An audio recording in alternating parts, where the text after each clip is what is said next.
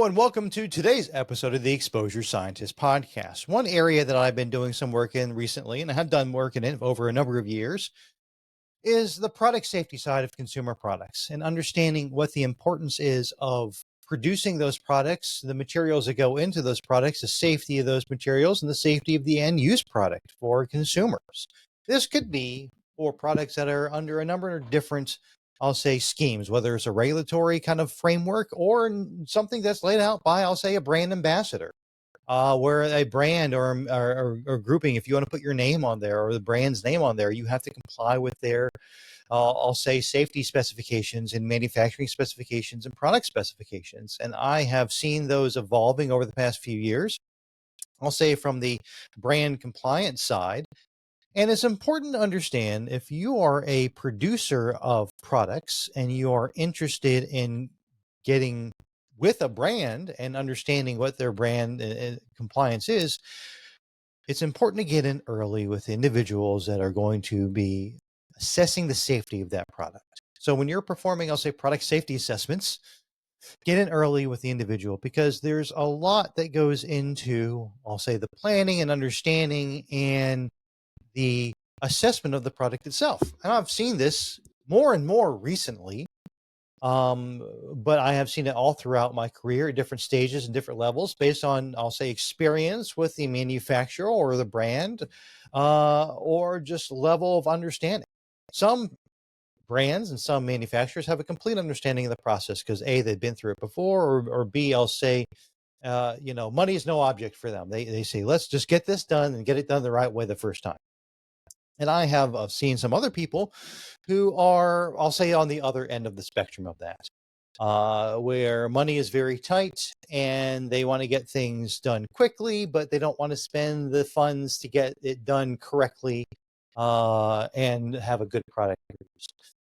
Much like anything that we do from an exposure science standpoint, as far as testing of materials, laying out a sampling plan or some kind of process plan for a product, there's lots of planning that goes into it.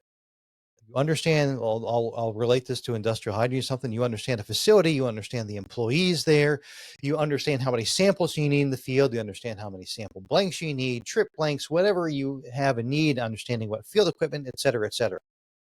A very similar process goes into product safety is, you have to understand what the chemicals of concern are, how people may be exposed to them, what is the route of exposure, what is the complete exposure pathway.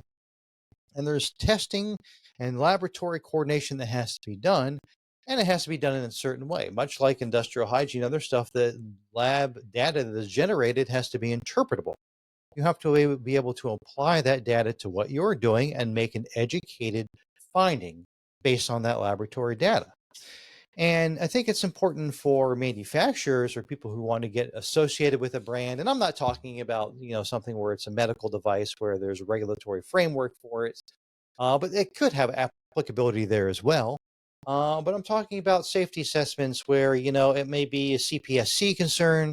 It may be something that has been on the radar. I'll even just say microplastics a concern, something that is going to be generated as a health concern that's been either identified some way, somehow by, I'll say, a consumer group or a brand ambassador for the manufacturer of their product. Even the manufacturer, because sometimes the manufacturer will say, listen, if you are giving me raw materials, I need to understand that these raw materials are safe, that they don't have the component X, Y, and Z in them, that they may not be contaminated with something else that I don't anticipate there.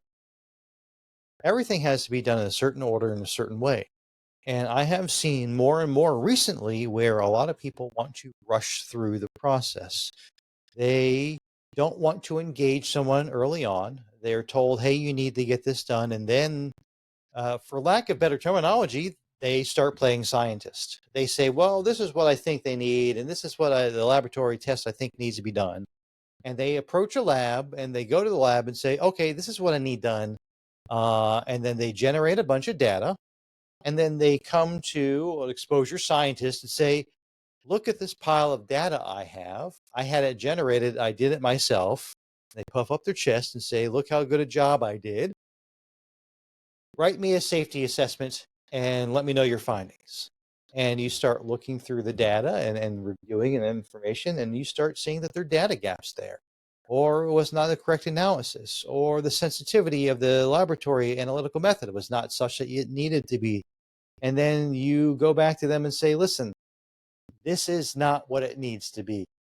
There is data that is insufficient here or missing, or we need to do additional information. And I've had them go, what are you talking about? We had it done. Well, this is why it's important to get us in early.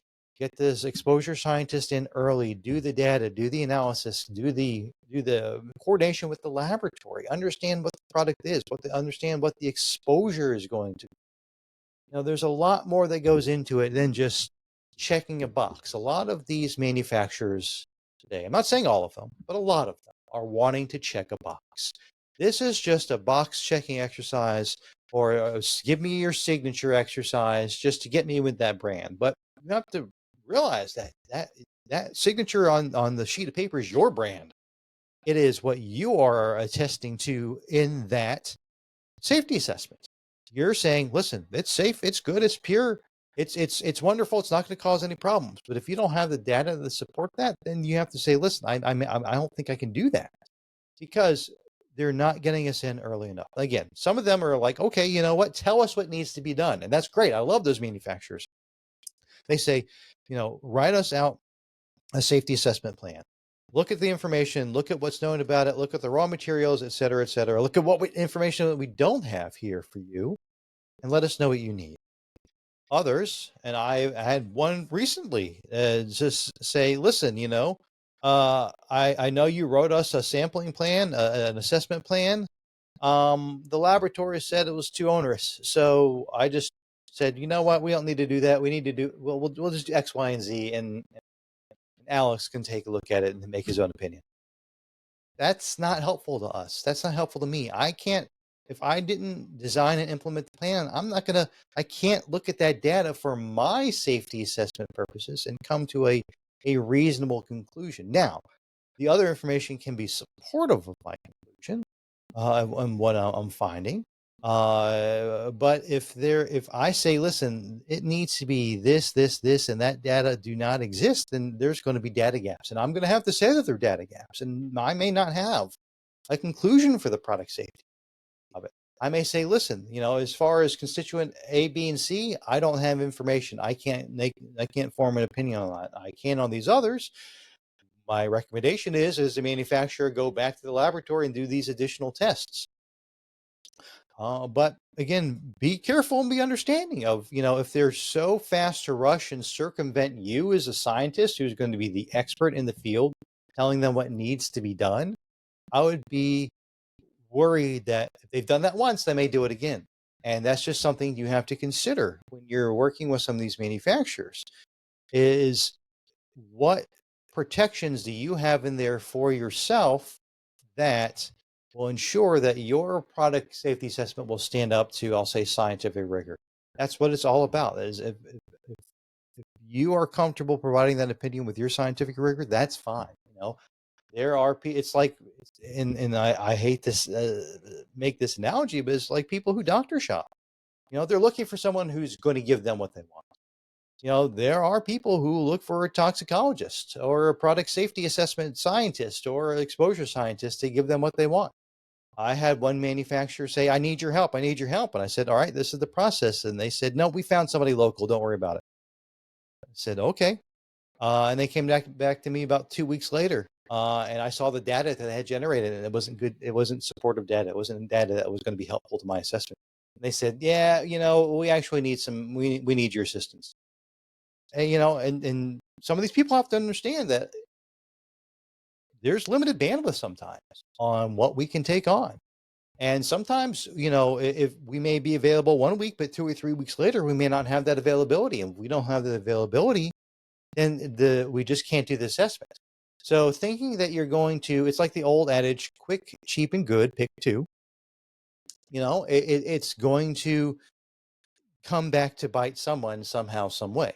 So don't think that you can get around this in an easy manner. It's going to take effort on everybody's part and understanding on the manufacturer's part and the brand ambassador's part and the effort from the scientists to say, listen, this is what has to be done. If it can't be done my way, I can't put my signature on it. Don't be scared to say that, because again, it's the value you bring. It's the brand that you bring to this, especially, if you are, I'll say, more of an independent mindset. If you have to understand what the liability is from your vantage point, if you're not affiliated with like a larger organization. So when you're doing these product safety assessments, if you have people approaching you about product safety assessments, explain to them the process. I have information out there that's kind of like a quick summary sheet. If they come to me and say, I need this assessment done, and say, okay, this is the stuff that I am looking for. Then I have an introductory call and say, listen, this is why I need it. This is the information, et cetera, et cetera. And if they have it, that's great. If they don't have it, they can look for it. But maybe at least have something available to them so they can say, what information do you need from me? And you can at least have some of that available. So if you have people approaching you for product safety, understand why they're doing it, help them understand the value that you're going to bring to this, and help them understand that science is not a fast process. I've had to actually say that phrase more than once lately. Science is not a fast process.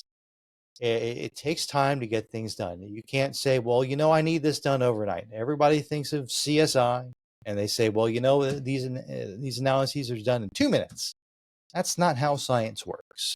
And to reinforce that, and even if you're a product manufacturer listening to this podcast, understand science takes time. Good science, laying out a sampling plan, understanding what you're looking for, looking at all the constituents, looking at potential contaminants or impurities, etc. That all takes time, and it's not a fast process. Even if you're a brand ambassador listening to this, if you're putting this on your people, get them the information as soon as you can, as soon as they approach you, and let them know with some, I'll say, some importance. This has to be done now. It's going to hold you up later on, because I've seen it where they don't allow products to be released because they're waiting on these safety assessments. And I've heard, oh well, they've said we are doing this. We let them know early on.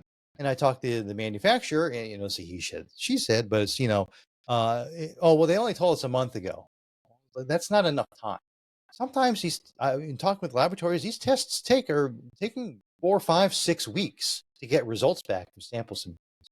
So you can do faster, and turnaround times are going to be 50 or 100% markup, and they're not cheap tests. So understand what the concerns are. Understand science is not fast from both the manufacturer and the, I'll say, brand or consumer standpoint. And for the exposure scientist standpoint, understand that it's important to help them out, lead them down the way, that science takes time and there's a process. So I hope this has been informative. If you're facing any of these problems, I'm happy to have a conversation with you about it. Please feel free to reach out, because I think that we can at least understand or help people understand, or share some ideas that will help people understand. So I hope you enjoyed today's episode of the Exposure Scientist podcast, and I hope to have you on again soon. Thank you so much.